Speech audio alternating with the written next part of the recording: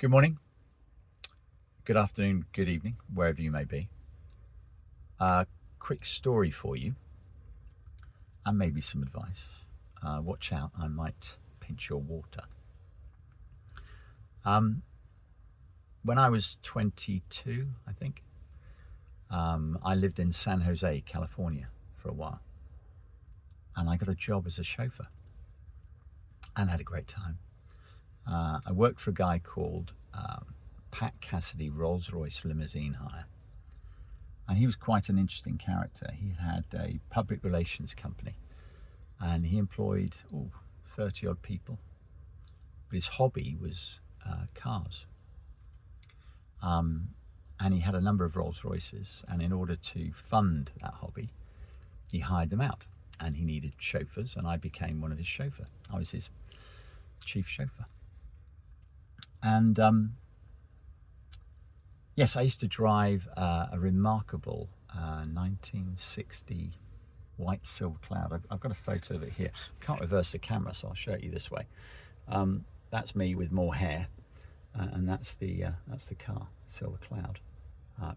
Wonderful, wonderful car. Anyway, what used to happen was on a Saturday, typically, I would do 2 or 3 weddings, and I would drive the car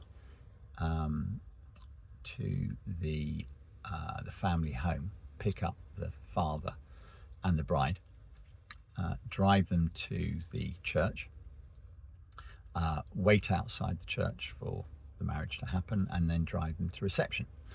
Anyway, on this one occasion, I picked up the father and the bride, and I was driving to the church, and I noticed that the temperature gauge was going up, and it was a wonderful, glorious Californian summer's day. And I got to the church, and I thought, wow, I need to do something. So I was on my own outside, popped the bonnet, and saw that the radiator hose had perished. So I went and got some water, and I very gingerly filled it up, very, very carefully. The bride came out, the groom came out. It was a Hispanic wedding. And with this Hispanic weddings, all the guests would follow the wedding car from the church to the reception, which was probably a, 15-mile drive, something like that. So we set off.